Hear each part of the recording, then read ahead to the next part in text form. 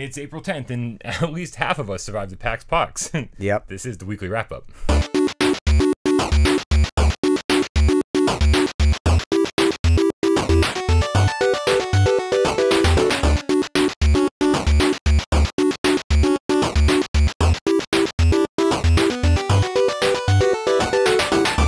This is the Midnight Gamescast. We record every Tuesday afternoon at midnight. Then we bring it to YouTube every Wednesday, every today as the weekly wrap-up. That's this right here. You found it. Don't go anywhere. Hey, wait, where's Michelle? She's pregnant again? I think she's pregnant again. That must be the case. That's where she went at the convention. Man, to get pregnant. To get pregnant. Yeah, Michelle went MIA, and now she's totally missing in action. Yeah. No. We just got back from PAX East. Yep. I don't even know what day today. Today is Tuesday. Today's Tuesday, and we went to PAX on Sunday. Yep. And I got to tell you, I have an entire missing day. Like, oh, for real? Oh, I kid you not. So, at a certain point during PAX, I crashed.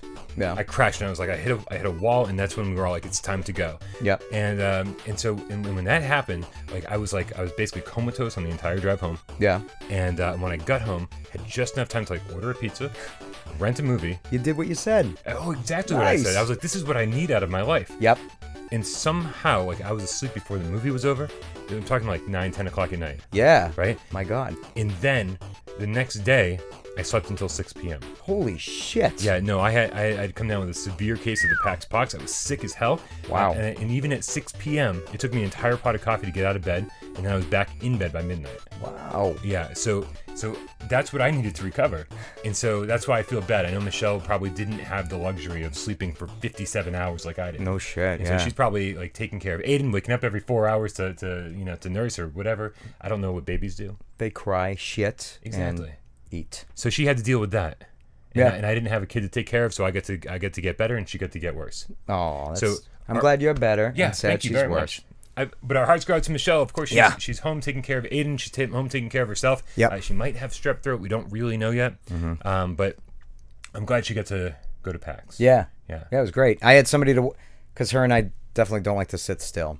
So we got to roam off while you and Des would wait in lines. Oh, the lines were so long. Oh, yeah. So long. Yeah. But we'll get into that we'll more get in into just that. a second. Yep. Every Thursday, PlayStation VR Theater. And every Friday, as Viewer Takeover, when we let you, the loyal Game Cats, Wow. let you take over the show. As always, my name is Brian Paul, and to my right, your left, the king of all VR kings, it's Jeremy King.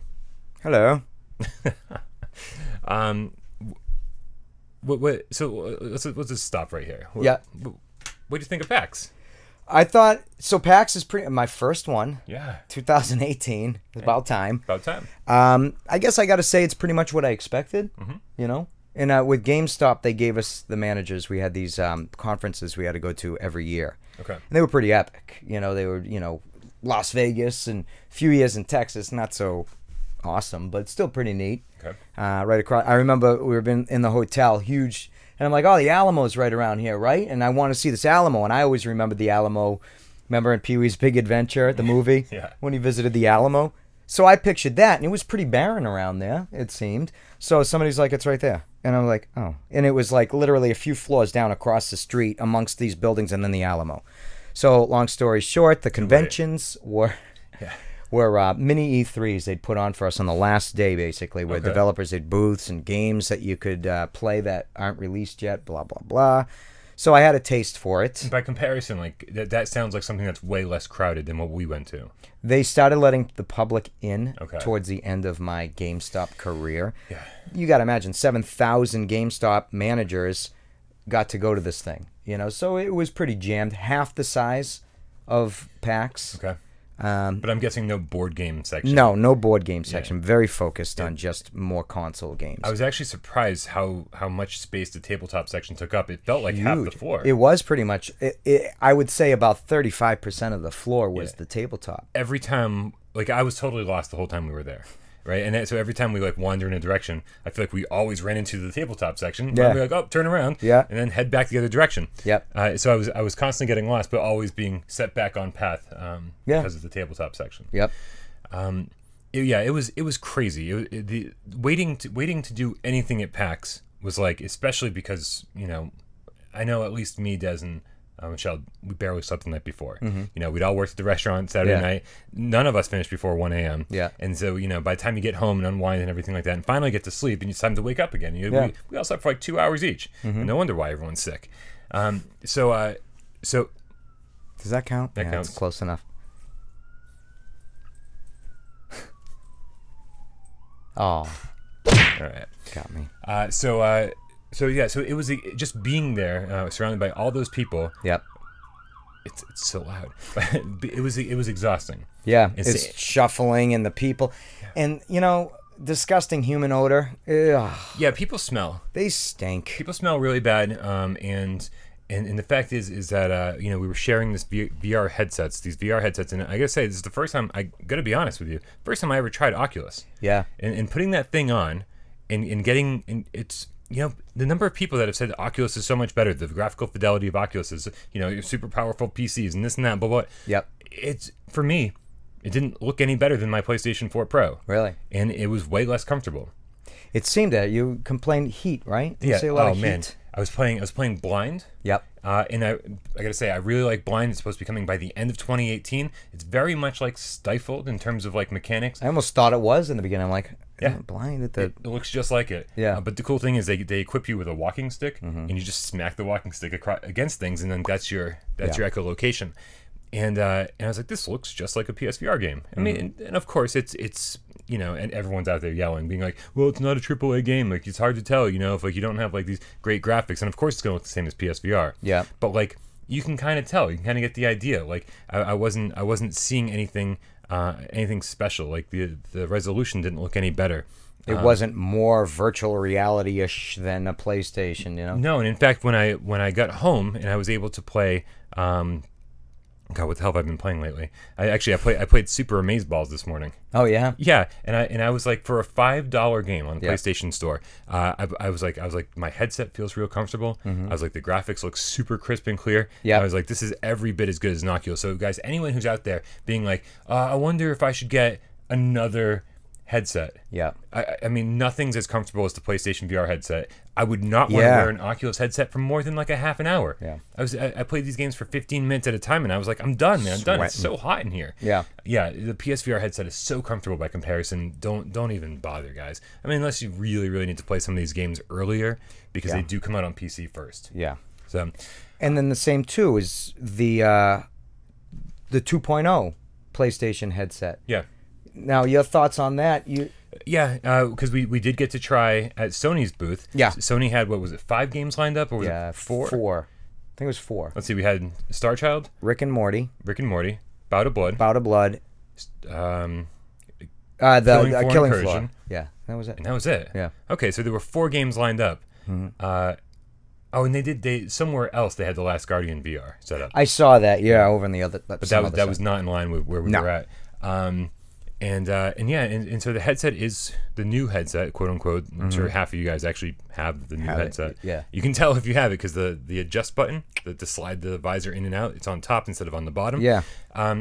It felt a little lighter to me. Definitely a little less top heavy, Yeah. lighter. I experience. You know when you tighten up your regular headset. Yeah. You kind of like, there's a point where it sits at the right spot, but it's also that one click. It's definitely a little bit of pressure here. Yeah. You know, where it's like not entirely comfortable, or after a while it's like, eh. I didn't experience it with the new headset. It definitely, like, you could click it and it was a lot lighter feeling. The reason I didn't see a difference in that is because I have a bigger head than you. And so when I put on the PSVR headset, just the elasticity alone for real, is just it's perfect. Perfect. Nice. It's like it was made for my head. Okay. Right. And so I never have to tighten that little wheel ever. Okay. In fact, last night or this morning when I played Super Amazeballs, I tightened it just a little to see. Because to compare it to what we had at the show. Yep. Because the girl who put it on my head, she wouldn't let me do it myself.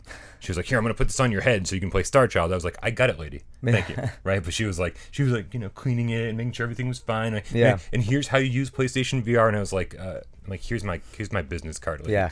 I was like, I played daily. But they were so nice, though. Do you see any thumbs to move analog sticks on this hand, though? You know all about VR. They were so nice. The people at the Sony's booth, I got to give them credit because because some of the booths we went to, it's like we weren't even there. Yeah. We were waiting in line. We were just ignored by everybody. And but Sony's booth, they were so attentive and so Yeah.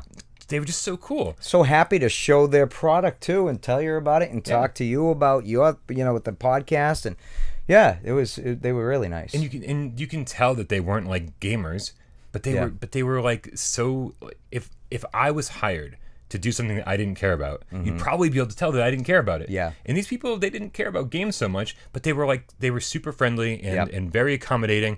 And when we told them like who we were, it was like kind of got to skip the line. Yeah, it was nice because we were supposed to set up an appointment, and then Michelle's like, "Here, have a bracelet, have a wristband," and then suddenly the wristbands opened up a whole world. Yeah, they're like, "Oh, well, why don't you guys come right in? What game do you want to play?" Yeah. And I was like, "Oh, so what game did you play?" I played Bow to Blood. Now, Bow to Blood is the game I should have played because it's the one game that no one's really played. Yeah, and so I'm curious to hear your reactions to it. Put the clock on the counter. Oh, is this your should we? That would have been my should we or shouldn't we? Oh, well, then let's hold off on it then. We can discuss now. Okay. Let's go. Let's go. Yeah. Okay. But we're not done with the intro yet. No. So what do you think, Michelle? It's time to begin the show. Yeah, it's time to begin the show the way we begin every show with a little game of should we or shouldn't we? We put 60 seconds up on the clock. 60 seconds on 90 the clock. seconds up on the clock. Put the clock up on the counter the way that Jeremy likes it. And it's our chance to tell you, the loyal Game Cats, whether you should or should not be playing and or watching the things that we are playing and or watching. Jeremy, you're going first on your mark. Get set and go. So I played Bow to Blood, and I must admit, so you're at the conference here, so it's quick. They got to give you a quick rundown on the controls. Yeah. So puts it on, and he's explaining. All right, so you do this to do this. You go that, and you're gonna look over to the left. You're gonna see this, and you're not gonna this. You're gonna do this, and don't forget this and that. And it was a lot of stuff, and I'm like, getting nervous. I'm like, shit, they're going to see on the social screen that what the fuck am I doing? This guy's a fucking moron. Yeah, so then he's like, all right, hold out your hands. I'm going to give you the controller. So he gives me the controller. And then this battle starts. It's basically an arena type of a game in these big type of pirate ships. There was some thing in the middle that was like shooting things at you, and enemy ships, boats that would come around that you had to shoot them. Tracking was done with the head. So you're aiming, you look around, and then you shoot with your right R2 button. Okay. And it would So you're using DualShock? Yep, okay. DualShock. And the forward momentum movement was click. So you clicked on the end of your bow, there was 3 arrows. You clicked the analog, the right analog once, and one lit up. Then another lit up. Clicked it again, the third lit up. Okay. And that would be your movement. And then you had to click it to reduce it too. And then I think to put it in reverse, I didn't even bother with reverse. Sure. All I have to say is 3 clicks. The speed was like this. So you're trying to maneuver fast around. You're looking around. You're like dut dut dut dut dut, shooting at this. Dut dut dut. The boat is moving up and around. And please keep talking. I want to hear all about this game. Yeah. So you had these few enemies. You take them down, and then you're just kind of going in a circle around this thing, just looking at it, and dut dut dut dut dut, as you move this boat slowly up and around. And there's no real fast-paced, frantic feeling. There's no real sense of danger. I didn't once have to call up my shield, which I think was the other L2 button might have called up a shield. And then there were missiles you could lock onto. At some point, maybe these would be required. Maybe. But, I mean, even if you got hammered, getting shot after shot, I didn't even have to look at my health bar. I don't know if they disabled things for the demo. Maybe. But it was extremely slow-paced. It was just kind of boring. I didn't like the control setup. There was no fast maneuvers and there's no rolling. Or you know what I'm saying? They take a lot of, arena battle type of games. They dulled it down to an extremely slow-paced type of a head-tracking shooting type of a arena game. No co-op or no multiplayer or whatever either, right? Yeah, they've definitely said that this is they're focusing on single player quite a bit on this. If there's a multiplayer mode, it's not the focus for sure. Yeah. So maybe more to come. Maybe they'll Yeah. All I know is from what I played, I kind of really wish I wanted to try Killing Floor, and I should have went with that one. I also should have done Killing Floor. Also, there was a 5th booth. It was the Persistence. And so I was in my head, I was like, well, they've already released 2 demos of the Persistence. I've played both of them. Yeah. I'm sure that this has to be the same. So Michelle and I both opted for Star Child. Yeah.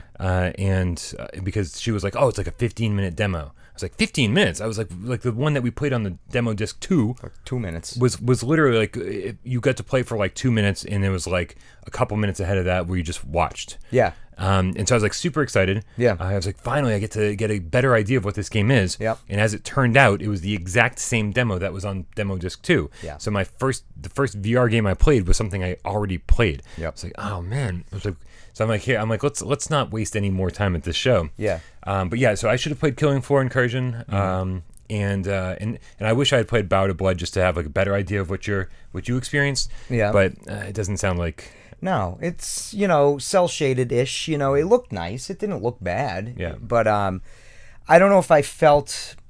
I should have thought more of it, but I don't know if I felt immersed in a VR or if it more felt like there's the boat in front of me, right. Looking around and shooting at the things in the distance.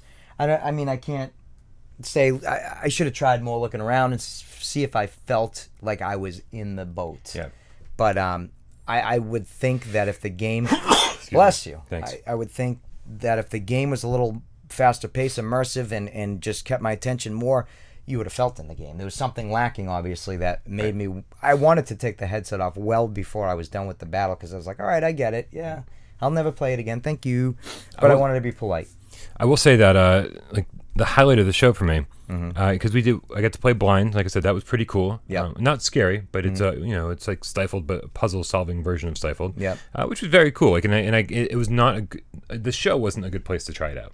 No. Trying to figure out puzzles on a show floor is like, why people are behind you and people behind me. Like, I kept feeling every time Michelle needed something from my bag, she'd be like, don't worry, it's me. And I was like, I don't know who you are. Headphones on. It's like all I could feel is some people touching me and stuff.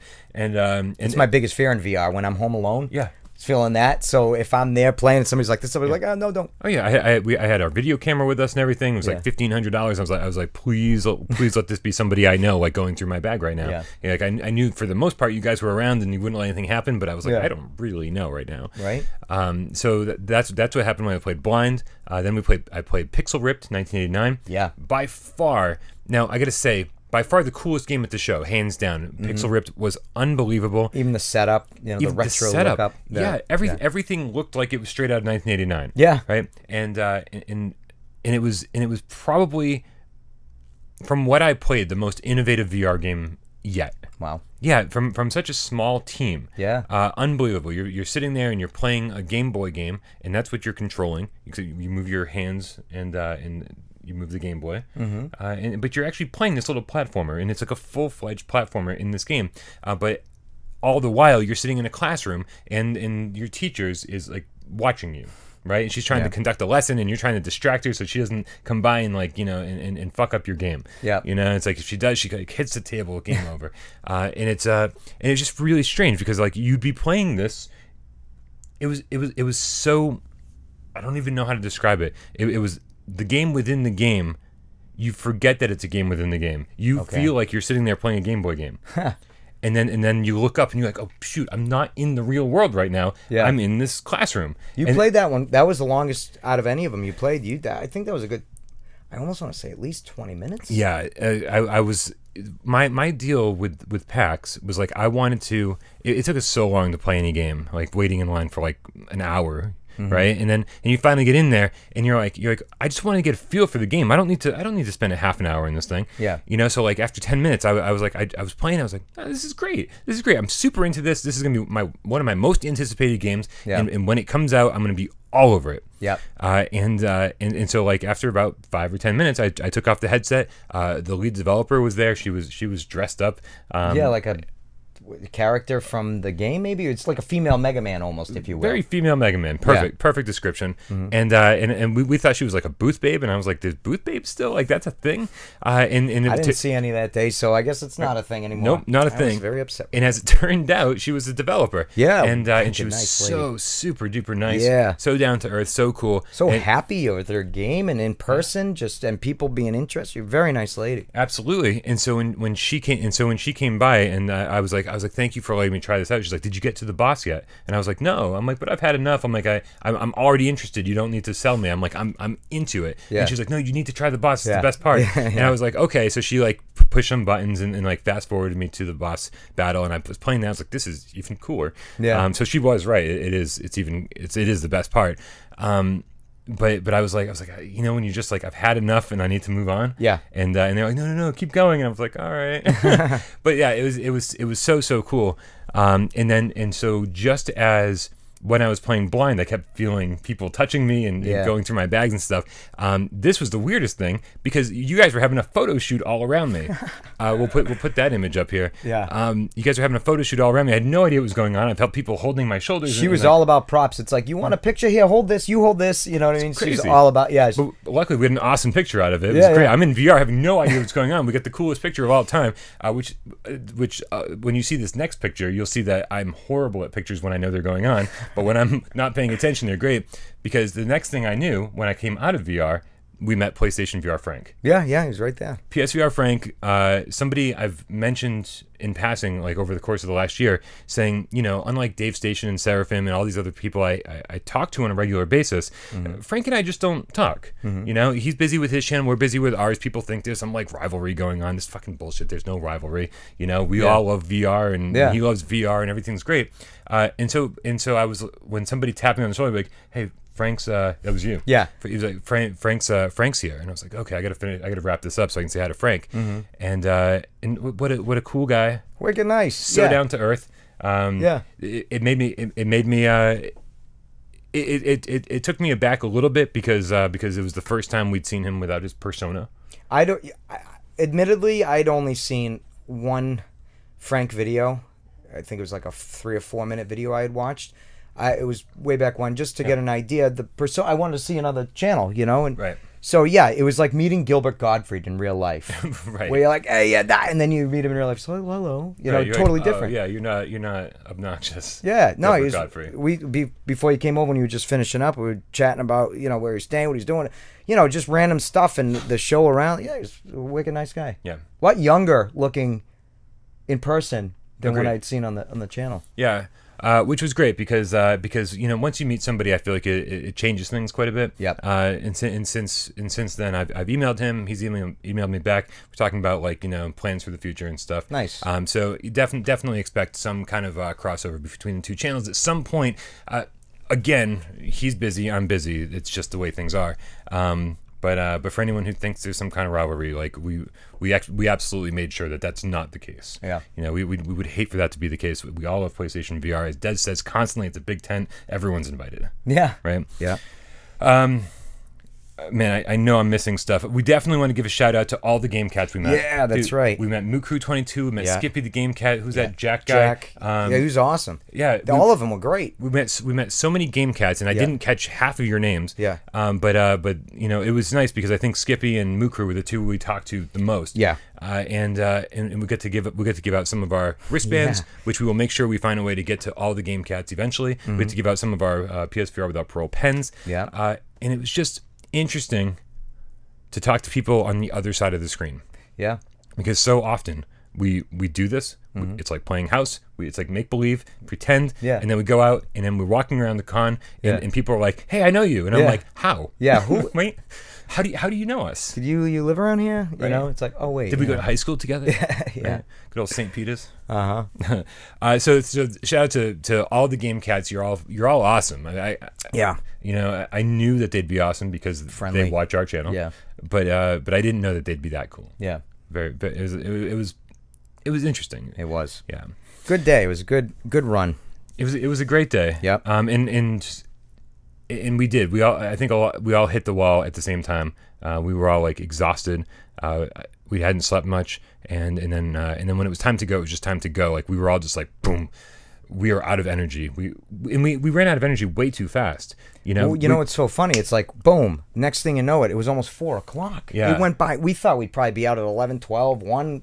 Gone. It kept going. Yeah, and because of PAX, because of me getting sick from PAX, I have a pile of reviews to get done. There are 4 reviews that need to get done. And 2 of them should have been done already. Yeah. So basically, this is sort of my apology, because I think people who watch the channel on a regular basis know that I am like super adamant about getting reviews up the day the game comes out. Yeah.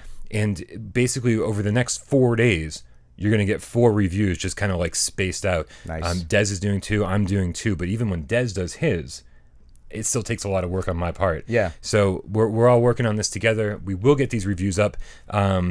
But maybe I should tell you guys about a game that I want to talk about. Absolutely. I'll put 90 seconds up on the clock. 90 of them. I'm always confused about this. It started at 30, went to 60. Yeah. Apparently not enough. What's going to happen next?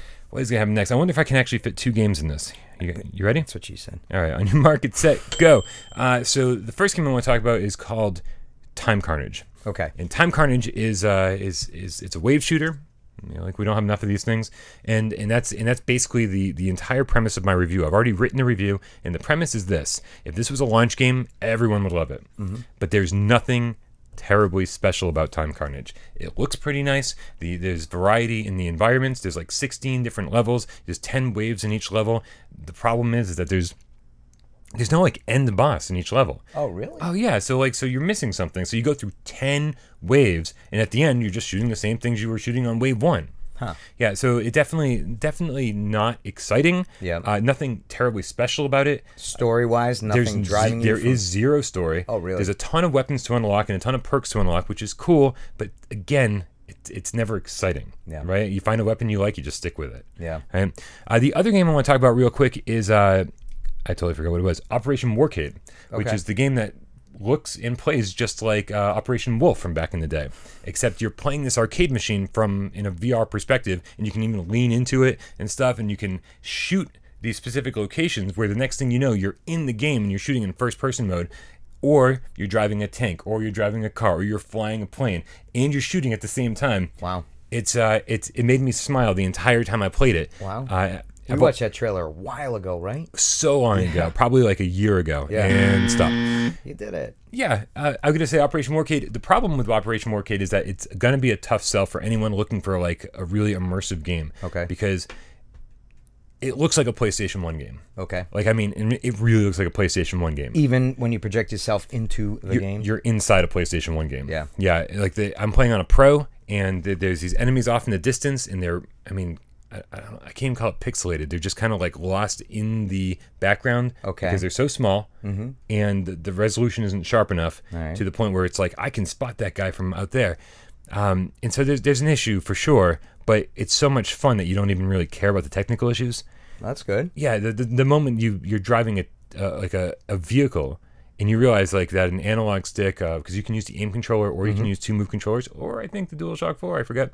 But you move the analog stick, and suddenly you're like, oh, I am driving this thing, and I'm shooting at the same time. Yeah. I was like, this is pretty cool, and it's so fast paced, and it keeps moving, and the environments are all different, and I think it's $20, and it's totally worth every penny. Nice. Yeah.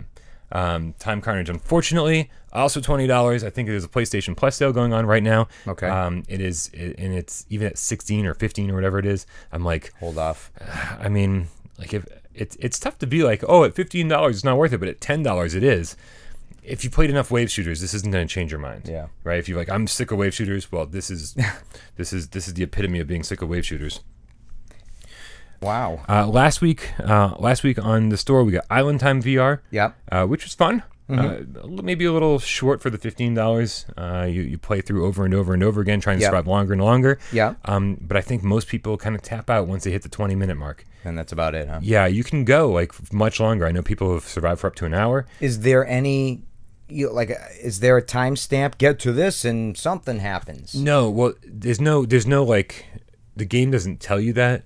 But the longer you play, the more things happen. Like a skull showed up with a monocle, and I was like, "Whoa, what the fuck is this?" And you pulled the monocle, and you used the monocle in a situation. Okay. So you do get these like interesting developments the longer you play, and like that help you survive for longer. Is a monocle used to help you start fires quicker? Exactly. Yeah. Yep. Do you get to use these if you die? Do you get that monocle over again right from the beginning to survive better by making a fire? God, no. No, you start over, and it's the exact same thing over again. You just learned your lesson from the last time. It'd be neat if you could acquire these to survive longer right off the bat to be better prepared. Absolutely.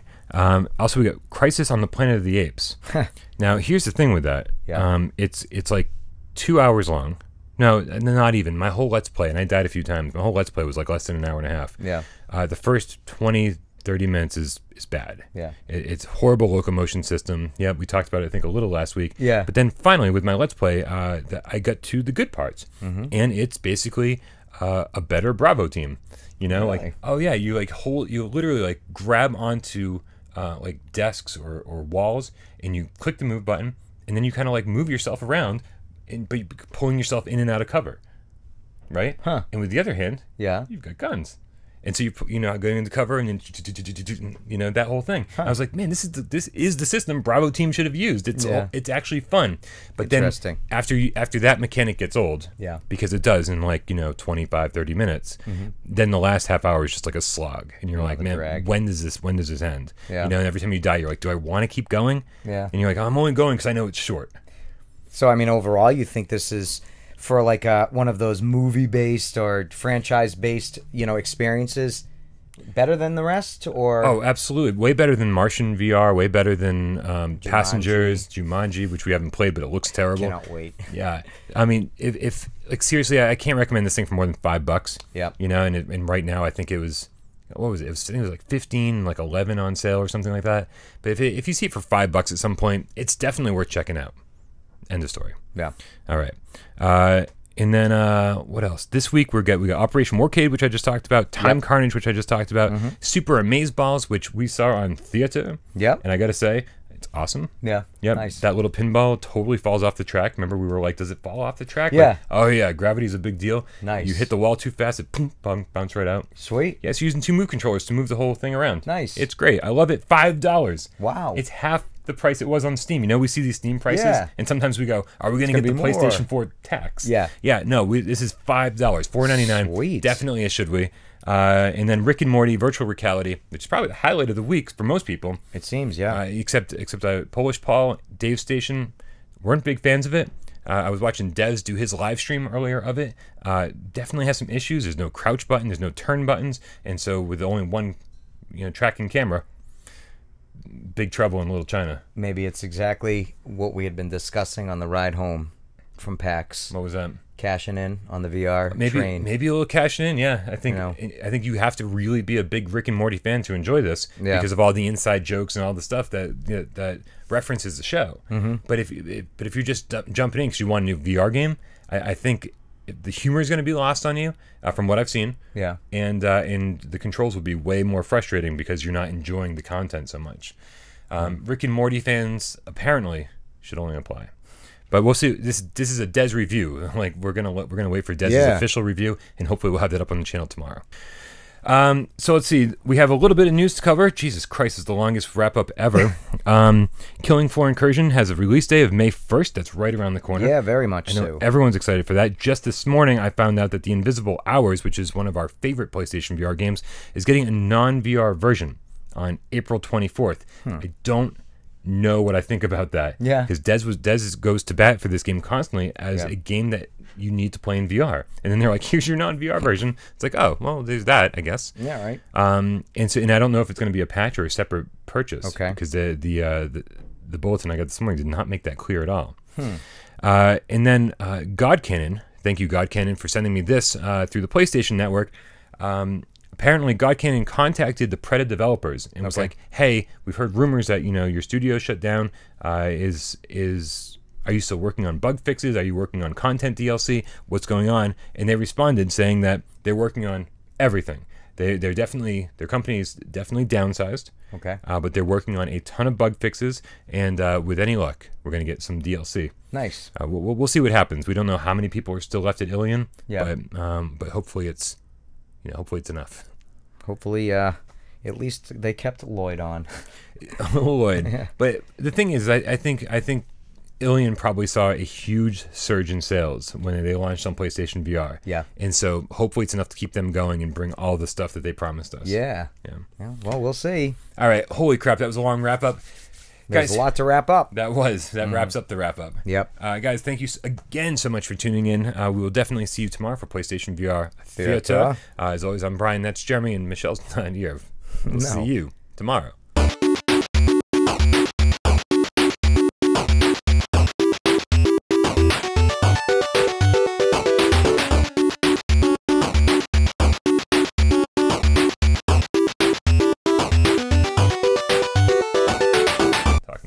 Mm-hmm. Yeah.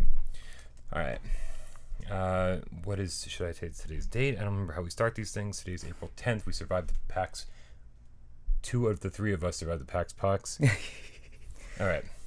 Des survived, yeah. That's right. That's fine. This is a fucking tank. Yeah. Yeah.